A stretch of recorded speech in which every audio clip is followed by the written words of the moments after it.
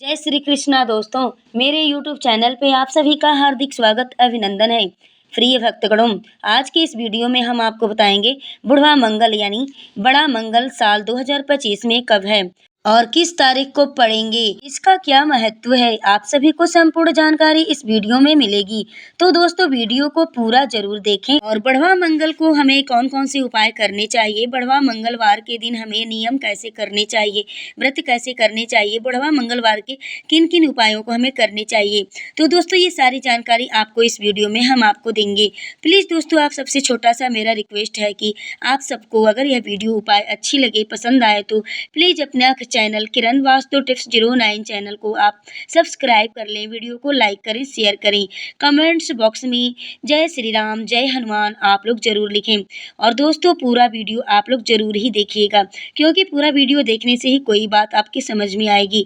आधी अधूरी ज्ञान खतरनाक होती है, आधी अधूरी ज्ञान कभी नहीं लेनी चाहिए।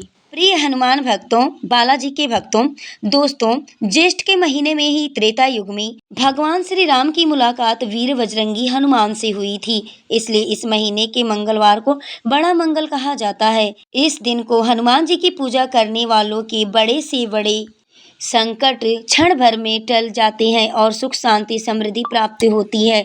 तो आइए दोस्तों जानते हैं इस वर्ष 2025 में बड़ा मंगलवार कब कब है। दोस्तों साल का पहला बड़ा मंगल 13 मई 2025 को है, दूसरा बड़ा मंगल 20 मई 2025 को है, तीसरा बड़ा मंगल 27 मई 2025 को है, चौथा बड़ा मंगल 3 जून 2025 को है, पांचवा बड़ा मंगल 10 जून 2025 को है। तो प्रिय हनुमान जी के भक्तों, अगर आपने ज्येष्ठ माह का बड़ा मंगलवार 13 मई 2025 को या फिर दूसरा बड़ा मंगलवार 20 मई 2025 को आपने कोई भी उपाय नहीं किया होगा, तो प्रिय भक्तों अभी आपको दो बड़ा मंगलवार आपको ज्येष्ठ के महीने में मिलने वाले हैं, आपको मिलने वाले हैं। तो दोस्तों जैसे कि 27 मई 2025 को यानी बड़ा मंगलवार है ज्येष्ठ के महीने का, तो ज्येष्ठ के महीने में इस बार बड़ा मंगलवार 4 मंगलवार आपको प्राप्त हो रहे हैं। एक आपका 13 मई, दूसरा आपका 20 मई, तीसरा आपका 27 मई, चौथा आपका 3 जून और पांचवा आपका 10 जून 2025 को है। तो प्रिय भक्तों इन मंगलवार को आपको कौन कौन से उपाय करने चाहिए, आपके अनेक प्रकार के कार्य की सिद्धि होगी इन उपायों को करने से। तो आइए भक्तों आपको हम बताते हैं, परम पूज्य गुरुदेव भगवान जी ने, अपने गुरु जी ने, जो श्री पंडित प्रदीप मिश्रा जी गुरुदेव जी ने यह उपाय अपनी शिव पुराण की कथा के माध्यम से उन्होंने बताया है। तो देखिए मैं ये उपाय आप सबको बता रही हूँ कि आपको क्या करना है, कैसे करना है। 2 मंगलवार तो बीत चुके हैं, लेकिन दोस्तों तीसरा, चौथा, पांचवा यानी 3 मंगलवार आपको मिल रहे हैं, तो आप इनको अपने हाथों से ना जाने दें। बिल्कुल इन उपायों को निश्चित ही आपको करने होंगे। प्रिय भक्तों, महाशिव पुराण की कथा कहती है, दर्पण इतना बड़ा ले लो आप। दर्पण आप लोग जानते हैं, शीशा जिसमें हम लोग अपना चेहरा देखते हैं, अपना मुख देखते हैं, उसको दर्पण बोलते हैं, आईना बोलते हैं। इतना बड़ा यानी थोड़ा बड़ा सा दर्पण आप ले लें, और बंदर वाला दर्पण आपको अगर मिल जाए तो बहुत अच्छा है। बंदर के आकार का शीशा का आकार होना चाहिए, जो कि दर्पण होना चाहिए। बंदर वाला आपको मिल जाए तो अच्छा है। अगर दर्पण आपको बंदर वाला इतना बड़ा दर्पण नहीं मिलता है, तो आप क्या करें, कोई सा भी दर्पण आप ले लें, कोई सा भी आईना आप ले लें, और लेने के बाद से आप हनुमान जी के मंदिर में जाकर, क्योंकि हनुमान जी शंकर का ही अवतार हैं, आप सब लोग जानते हैं, शिव पुराण की कथा के माध्यम से मैं आप लोगों को बता रही हूँ कि हनुमान जी का जो रूप है, शिव जी का 11वां रूप है हनुमान जी का। आप सब लोग जानते होंगे, इस बात को नहीं जानते हैं तो जान लीजिए। शिव जी ने ही 11वां अवतार में हनुमान जी का रूप लिया था, हनुमान जी के रूप में उन्होंने अवतार लिया था 11वें अवतार में। हनुमान जी के मंदिर में जाकर हनुमान जी के उल्टे पांव का थोड़ा सा सिंदूर, चरण का थोड़ा सा सिंदूर एक कागज में लेकर आ जाइए।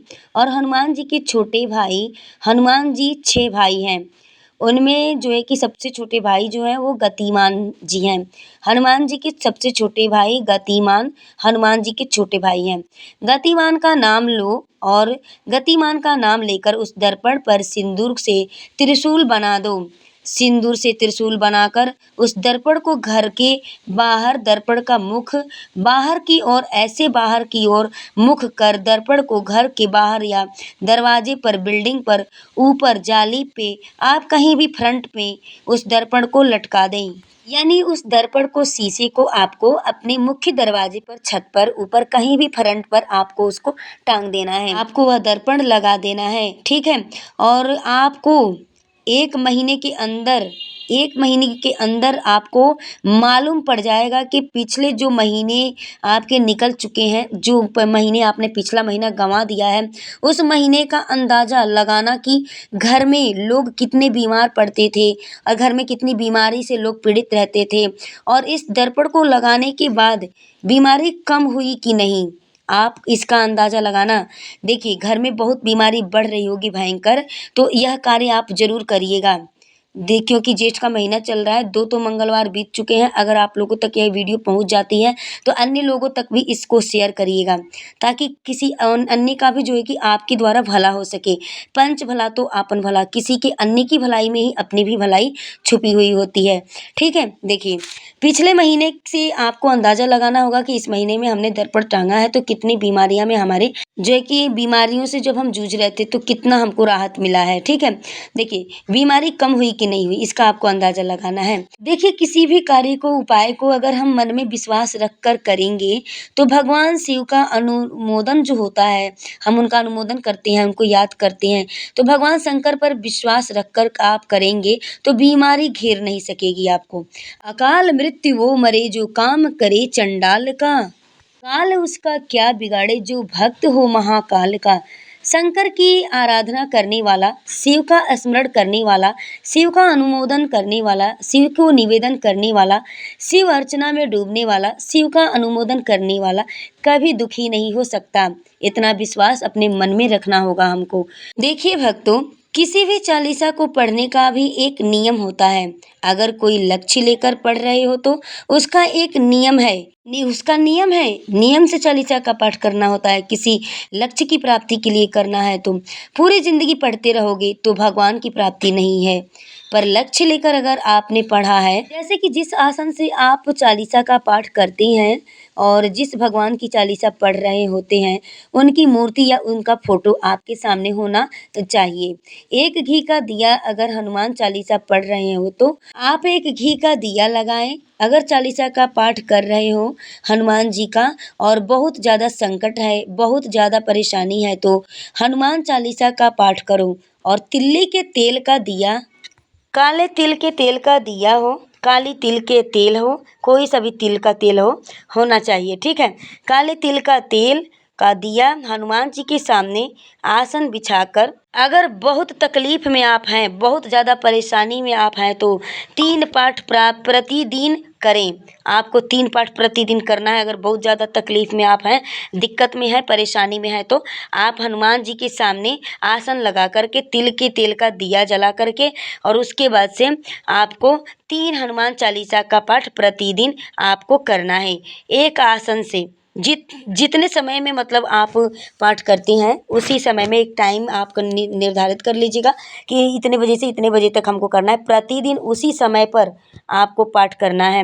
9 बजे अगर आप बैठते हो पाठ करने तो 9 बजे ही प्रतिदिन आपको बैठना है। और देखिए, सबसे सुंदर तो हनुमान जी का पाठ करने का समय होता है ना, जो वो हमने श्री रामभद्राचार्य जी के, जगत गुरु श्री रामभद्राचार्य जी जो हैं, उनकी कथा में हमने सुनी है कि दिन में 9 बजे के बाद आप पाठ करें हनुमान चालीसा का, तो उसका आपको लाभ ज़्यादा मिलता है, ठीक है। देखिए 11 दिन तक प्रतिदिन 3 पाठ रोज करो। एक पानी का लोटा, कलश तांबे का, जल अर्थात तांबे का लोटा हो, स्टील का हो लोटा, या फिर आपके पास जो कलश हो उसमें जल भरकर उसमें एक सिक्का डाल दें और एक लौंग डाल करके प्लेट से उसको ढक कर दें, ठीक है, ढक के रख दें। और प्रतिदिन बस टाइम पर बैठकर, जिस टाइम से आप पाठ करना प्रारंभ करेंगे उस टाइम पर बैठकर पाठ आपको करना है।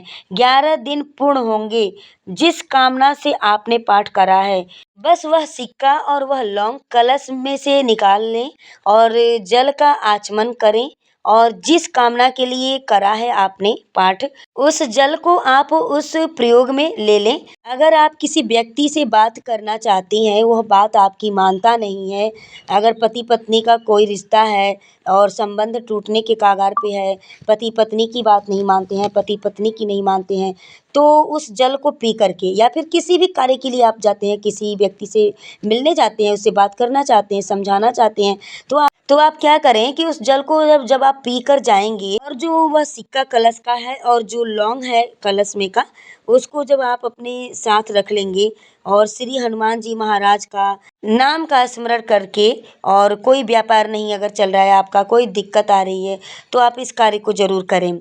देखिए, हनुमान जी के दूसरे नंबर के जो भाई हैं गतिमान, उनके नाम का स्मरण आप जरूर करें।